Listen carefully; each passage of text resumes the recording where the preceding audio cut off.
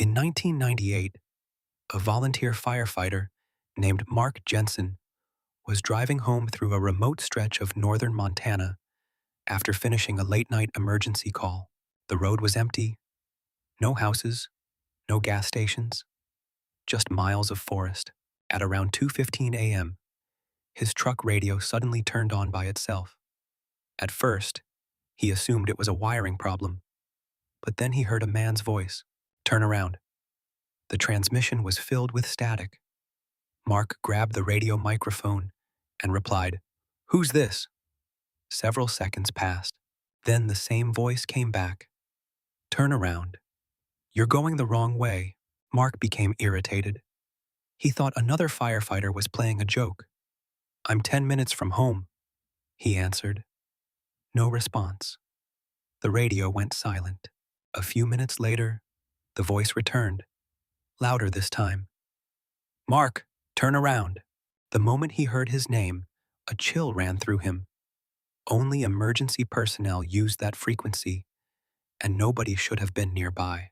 He pulled onto the shoulder and checked the display. The radio wasn't even on the correct channel.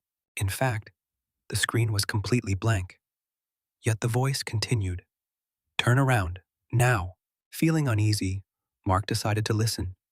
He made a U-turn and started driving back the way he had come. Less than 5 minutes later, he saw flashing lights in the distance. A massive logging truck had lost control on a sharp curve and overturned across the road he had just been traveling. The highway was completely blocked. Police estimated the accident had happened only minutes earlier. Had Mark continued driving, he would have reached that curve at exactly the moment the truck rolled. The collision likely would have been fatal. Relieved, he drove home and tried to forget the incident. But the story wasn't over. The next day, curious about the strange transmission, he asked the radio technician at his station to review the communication logs.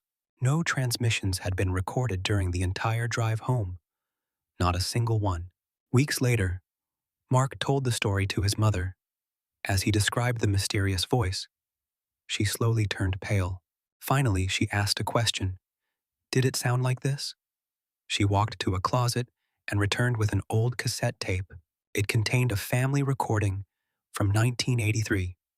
When Mark pressed play, he heard the voice of his father, who had died in a workplace accident when Mark was only 12 years old. The recording lasted just a few seconds, but according to Mark, the voice was identical. The same tone, the same accent, the same deep, calm way of speaking. Years later, he still insisted on one thing. He couldn't prove who had spoken through the radio that night, but he was absolutely certain it wasn't a stranger, and if he had ignored that warning, he believed he never would have made it home.